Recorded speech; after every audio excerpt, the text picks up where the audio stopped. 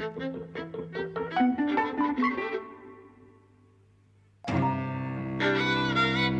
and welcome to Eavesdropping at the Movies. I'm Mike. And I'm Jose.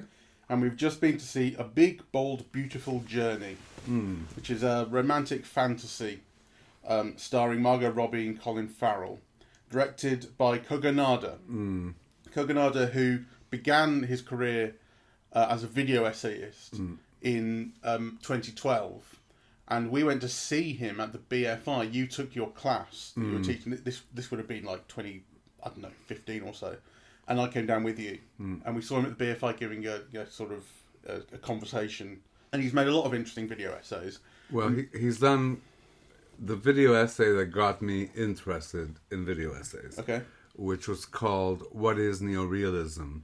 It takes Victoria De Sica's Indiscretions of an American Wife. Yes. With Jennifer Jones and Montgomery Clift. And basically he discusses the Italian version and the American version produced by Selznick side by side. And he basically makes the point that the American version always cuts on plot and action and eliminates absolutely everything that's extraneous. Whereas, of course, the beautiful thing about neorealism is that everything that is extraneous is life. It's grandparents waiting with their kids, outside the train. Things that are not necessarily directed to the affair between Montgomery Clift and Jennifer Jones, but that nonetheless kind of communicate the whole way of life. And it was beautiful. It's kind of, I thought it was interesting how, you read for years and years on neorealism, on what is neorealism, and then you have like a 4-minute film and it just like, explains it beautifully so that you instantly know. I think they showed that one at the BFI as well on that day. And then he has gone into feature films. So he made his directorial debut in 2017 with Columbus. I haven't seen it. I haven't seen it. His next film after that was After Yang, 2021. Haven't seen it. I haven't seen it. This is the first film of his that either of us. And I'm surprised I haven't seen it because really I'm such an admirer of his video essays that I thought I would have run to see them. So I think maybe I just possibly didn't get the opportunity to see them. I certainly would have made a point of seeing them. Just like I did with this one. I mean, as soon as I realized it was Kogonada that had directed it, I thought we must see it, really. What I found interesting is that his previous one also stars Colin Farrell. Okay. Yeah, and I think that's to Colin Farrell's credit, how often kind of he gives opportunities to kind of new, and young and kind of slightly left of field directors. Right. Yeah. So this is his second collaboration with Colin Farrell. Right. So the idea of this film, it's not written by Kogonada, I might say. It's written by Seth Reese, someone who doesn't have a blue underline on his Wikipedia. So, but nonetheless, I read, because I always call up Wikipedia just to remember the names of the people involved. And a cursory glance tells me that the script was kind of one of those that made the Blacklist. The Blacklist, yeah. So for those who don't know, the Blacklist is kind of put out yearly. It's been going for about 15, maybe 20 years. And it's this kind of unofficial list of the greatest unproduced scripts. And some, you've heard like Whiplash, I think was one of them. Some really big films have been made out of blacklisted scripts.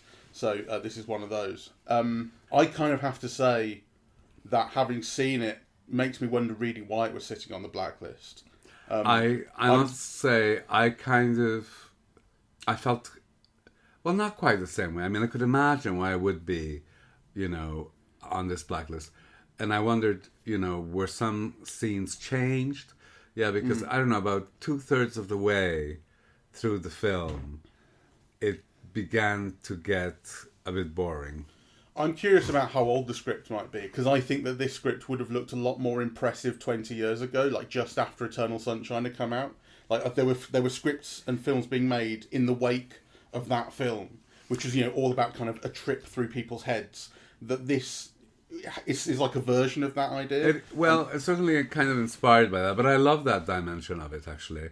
I loved watching the film, not unconditionally, right? Like I do have problems with it, but I there were moments that I thought were just kind of magical. And I love the whole thing of traveling through people's minds, of these doorways, and of a car journey, because the film is in a way a road movie, right? It's kind of, it's on the road. So we should say what it's about then. So I'm largely in agreement with you. I think I'm maybe a little bit more cynical about it than you sound, but I'm largely in agreement with you. So the film is about a guy, David, played by Colin Farrell, who finds his car clamped one morning. He has to go to this car rental place. It's called the Car Rental Company, I think. Car rental agency. And when he gets there, it's a very weird. It's kind of like it's a Charlie Kaufman type of place, right? Like these people are behaving weirdly. Instead of just renting him a car, they're giving him a kind of audition. It's weird, and there's some kooky stuff going on. And they talk him into accepting this GPS. The car will come with a GPS. And the GPS starts talking to him in weird ways. So instead of just saying, here's your destination, on your way, it starts saying, do you want to go on a big, bold, beautiful journey? Do you want to do this, that, and the other, right? It starts talking to him like it has a personality and it has some kind of agency. He winds up at this wedding, which is where he's been travelling to. He meets Margot Robbie there. They don't know each other, but they're introduced by the married couple. We're from the same town. And they wind up bumping into each other again on the way home. And they end up taking their journeys together. It turns out she's rented the car from the same place. So you get the feeling that it's like, they're being pushed together by this kind of weird, kooky agency. And they take their big, bold, beautiful journey together. And this journey involves going off on different routes. They're not just on the highway. You see them driving through countrysides and things like that. And then, as you say, they wind up being directed to doors in the middle of nowhere. Just standalone doors in like a forest. And as they go through it, it's a magical portal back to some memory. Yes. And they start to learn about each other. They relive their memories. They relive or live for the first time things they weren't actually present for, but nonetheless important moments in their lives. And so it has this light kind of fantastical dimension to it. Which is why it reminds me of, in particular, Eternal Sunshine, where it's about kind of reliving these memories together. In that film, it's all about escaping from the people who are trying to erase those memories, and hold on to what they had. Here, it's about learning about each other, developing something that they might have. Yes. Well, of course, learning to love, really. Yeah. So, I mean, it's a cliche, but basically, it's two damaged people who go on a road trip together and find how to love, learn how to love again. In a nutshell, that's the story. I really loved the whole beginning of it, in spite of, and I must say, Bloody Cineworld. The film was out of focus for the first 10 minutes, right? We both had to go separately and tell the people involved to fix the focus. And I don't understand that, because I don't understand how a digital print could be out of focus, right? No, but it was... The projector still has a lens, and it still has to be focused. Yeah, so anyway, it was out of focus.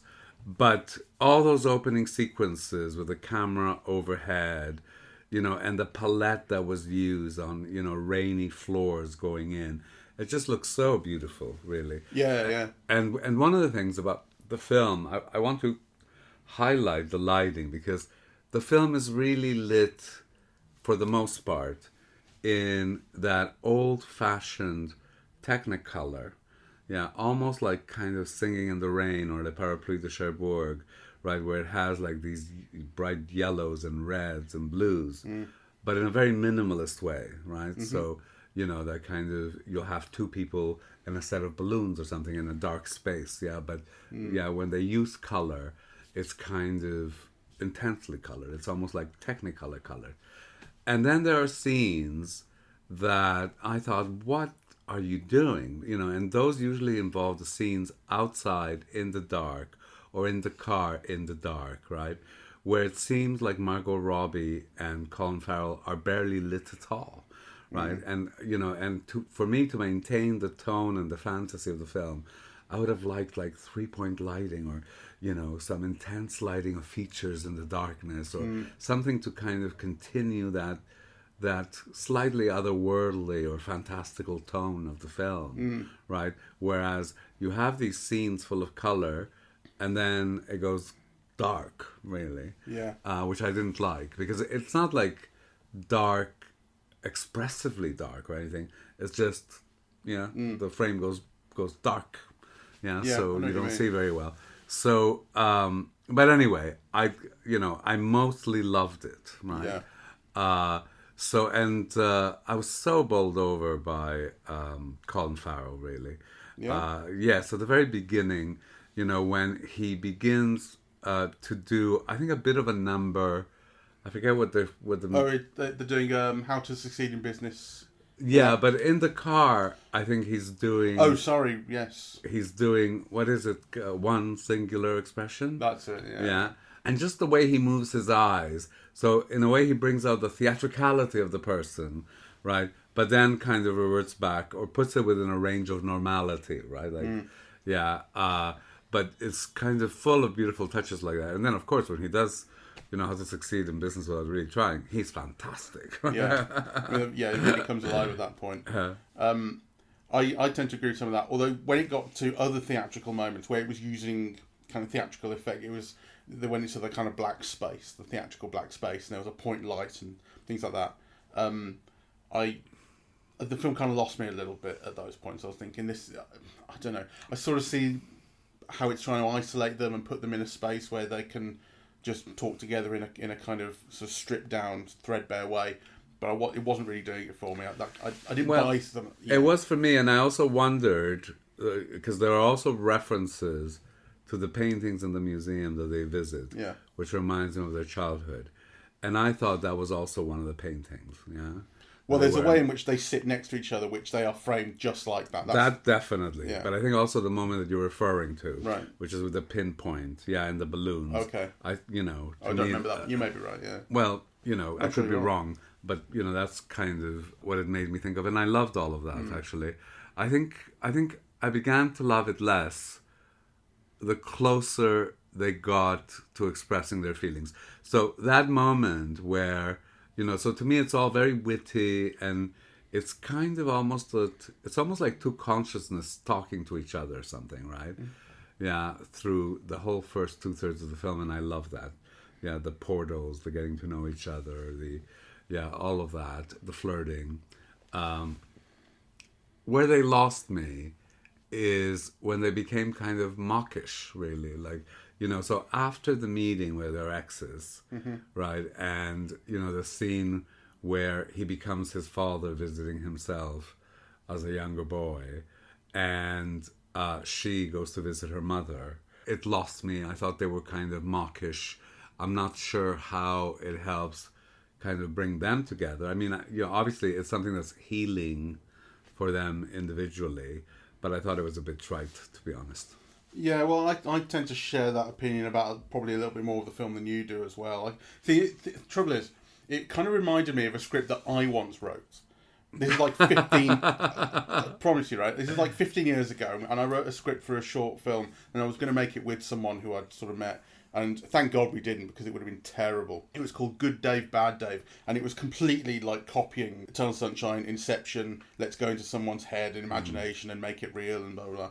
And it was about like a bad relationship or something, and there was like a space in it that was like a third space, rather like the kind of theatrical space I'm talking about here, which was, because we went and visited this like tunnel in London that was covered in graffiti, and it was going to be like, that was going to be like the inside of his head, and he would talk to his bad side and shit. Awful. Very good thing it never got made. But this kind of reminded me of that, right? Like, I thought the ideas in here are as bad as the ideas that I was having 15 years ago. Or as kind of as basic and as simple and as banal, but aiming at something much cleverer. And I just thought, I'm not with this. In some ways, it's just kind of too dumb. I wasn't with it. Really. I didn't find it dumb. I didn't find it, I didn't find it conceptually impressive or anything. What I thought was really impressive was the look, the design, the direction. I thought that was like really gorgeous. The concept of going through this doorway and of being in this fantastical kind of space where two consciousness get to know each other, and having the road be part of that process, which is significant because the road is always a place of change and liberation and freedom and so on, and that being bounded by then being forced to stop at these constraints, really.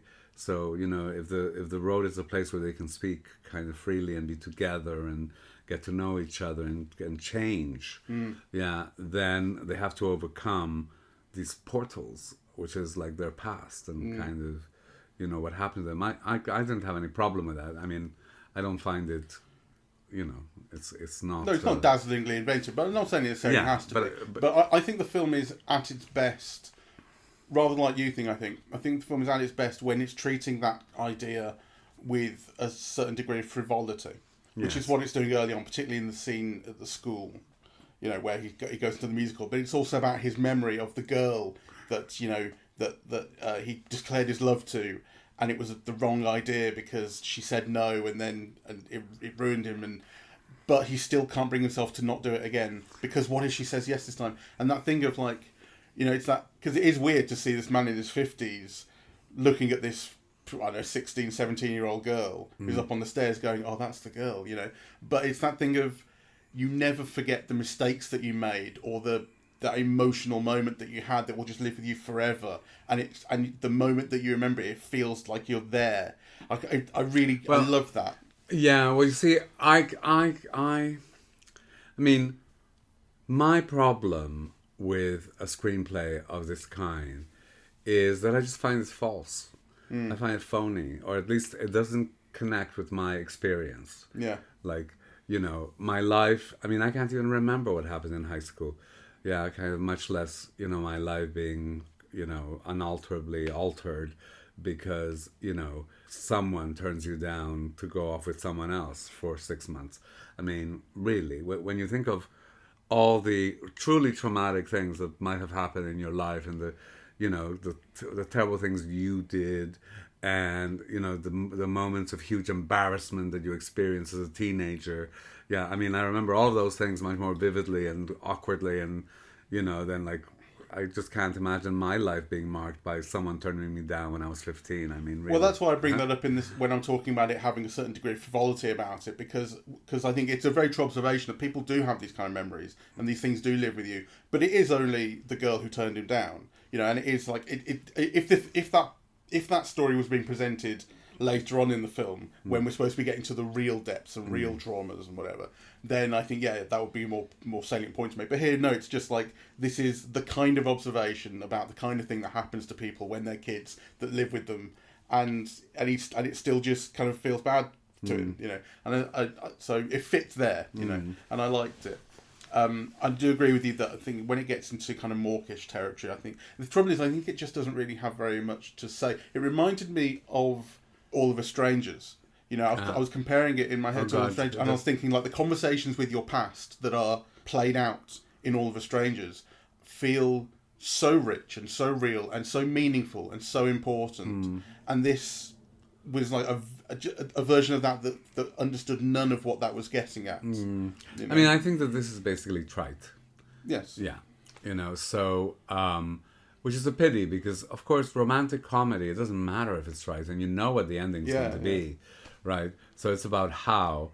And here, I think they missed real opportunities in that because, certainly the end where, he's at his porch and she goes, to connect with him, that could have been a moment of humor, of funniness, of awkwardness, of truth. It's pretty banal, right? I thought so. It felt easy. This is the thing is, there are things I really liked about the film. There are scenes I really liked, and there are parts. I sort of felt at points that the actors were being a little bit underused, but at times I really, really liked them and found them, kind of very expressive and very funny. Yes. But there's also an element when you get to that final scene and she shows up at his doorstep and the conversation's quite quick and they go inside and the camera pulls back. You think, that was easy. It was just easy to get these characters together again because like it's like the stakes that you should be building up and setting down and the story that you've been telling along this way hasn't been significant enough. I didn't mind if it's easy if they would have given them more comic bits, more awkwardness, more jokes, some verbal wit, right? Like, it's just there's very little there. I mean, she makes her speech, right? And that's it. And she goes in. Yeah. It doesn't necessarily have to be. If you remember the end of Eternal Sunshine, when they've been through this whole thing about how now they understand that they've been together before and they've both wiped each other's memories, and because they know that they're not good for each other and all that, which is very much similar things going on, certainly with the Margot Robbie character here, saying, I won't be good for you and this is going to crash and burn. The end of that film ends with Jim Carrey saying to Kate Winslet something along the lines of, basically just like, don't go, just don't go. And she says, no, it's going to crash and burn, it'll be terrible, blah, blah, blah, we'll get sick of each other, it's going to happen all over again, we've just seen it. And he goes, okay. And it's really, really beautiful that he just accepts that, like, this, okay, it's worth it, And which is a similar thing that's going on here, but it's not sold as well. Because it's not as emotionally resonant. No. But it's not. I mean, you can only compare it up to Eternal Sunshine up to a point. I suppose structurally and so on you can. But, in most romantic comedies, the ending has to be a big emotional moment of the couple coming together, right? And it usually does contain humor and heart. And this, I think, failed at both, really. Yeah, I thought so. Which is a shame, because there is a lot to like about it. And I think it was a really pleasurable watch. It was a pleasurable watch. And it had beautiful, beautiful, beautiful things, I think, actually, it did. visually. So I'm very glad I saw it. When they sat up on that hill looking over Earth, that looks amazing. Oh, that was amazing. It's beautiful. Yes. And it's like the right moment, and then they kiss, and it just feels really, really right. This is where I feel conflicted about the lighting, and I wondered, why, because, the lighting and the look of the film is so gorgeous in so many scenes, right?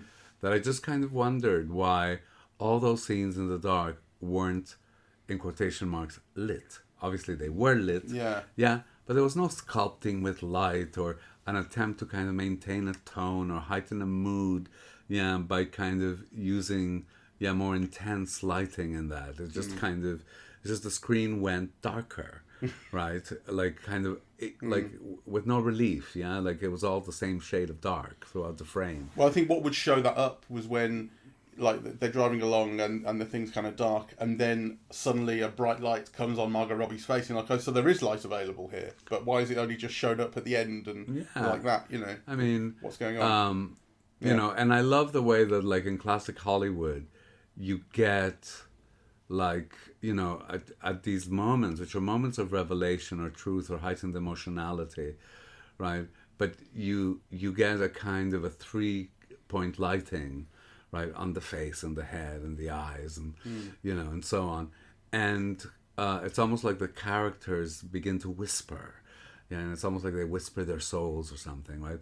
I mean, there's so much more that could have been done in these scenes where, in terms of lighting and in terms of just kind of maintaining the tone that otherwise is kind of, created through design and color in this kind of very minimalist way. Because I think what we also haven't said very much is that the film is, to a large extent, a chamber piece, right? Like, kind of, there are not very many characters in the film, and there are very few scenes. Just, I think, the high school one, where lots of extras are needed for that whole theatrical production, right? So, it's a film about this couple. It's framed by Kevin Kline and Phoebe Waller-Bridge. Those are the bookends, the officials of the rental company, right? And then the other largest roles are probably the parents, who appear briefly in scenes.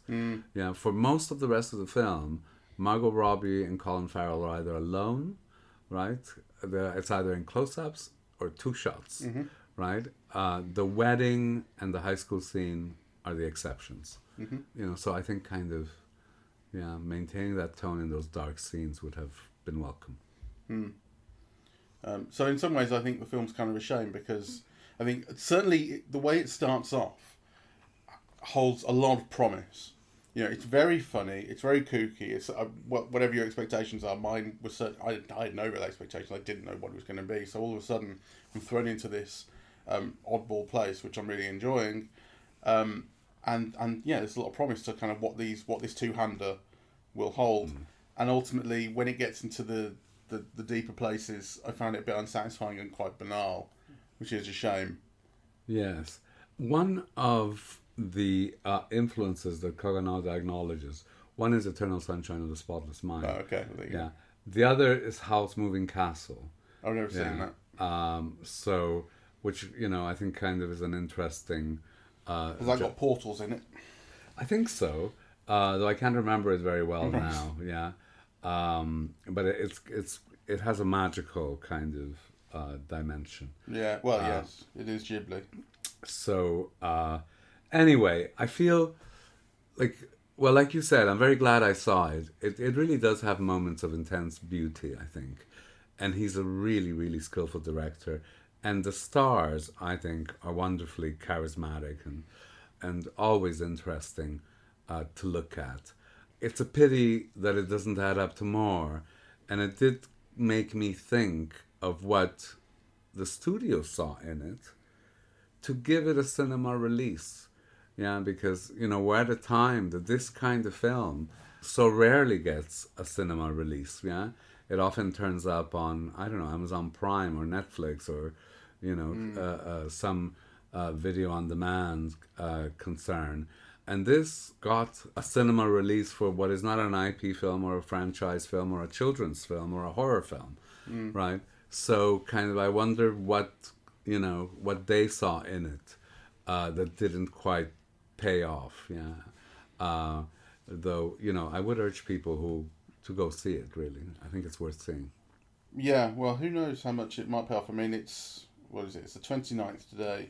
It was released on the 9th today. 10 days ago in the States it was released. It's made $14 million on a $45 million budget. That's not very good. No, it isn't. So it's not a success. So we'll have to find a life on streaming. Yeah. Which I think it might well do. I mean, I think this is a film that will appeal to a certain, certainly a certain sector of people. That will want to see this. It appealed to me. I thought, I thought it was like a very fascinating watch, and and I wasn't bored once. It just kind of didn't quite convince me, really. Yeah. Yeah, I mean, it doesn't make me interested to see Kogonada's other work. It doesn't? No. I mean, I know, like, yes, it looks very beautiful, and when we talked about how some of that lighting is very lovely, but... it's not just the lighting, it's the shot compositions, it's the use of imagery. It's actually kind of, even partly the playfulness of, the concept and how that's visualized, because I think it's an extraordinary achievement, because it is actually very minimalist, right? Like kind of, it's very rare that the frame is peopled, right? Like kind of, it often is like just one character or the two characters together, or places without decor that are just kind of lit. Yeah, I'm with you. I am appreciative of that kind of thing, but I think when it's married to a story that ultimately feels like it let me down, like it's that thing of you leave films with happy endings because people go home going, "Well, that was a good film," even if the rest of it was like traumatic and terrible and whatever. And this is like the ending is what let me down. So my abiding memory is like, Yes, I think visually the ending could also have been more interesting, actually. Yeah, for sure. But I am very interested in seeing what Kogonada does next. All right, perfect. In fact, I'm kind of keen to see now what he's done previously. So okay, you can report back. Yes, I'll leave you to it. So we're divided on that one. All right. Well, I recommend. I mean, don't go in with very high expectations, but I think it is a very rewarding watch. Yeah, it's nice. All right. Well, on that note, thank you all very much for listening. We're eavesdropping at the movies, and we are on Apple Podcasts, Audible, Spotify, SoundCloud, YouTube, and YouTube Music. On social media, we're on Facebook and Twitter at Eavesdrop Movies, and Blue Sky, eavesdropping.bsky.social, and the website is eavesdroppingatthemovies.com. Thank you very much for listening. Bye-bye.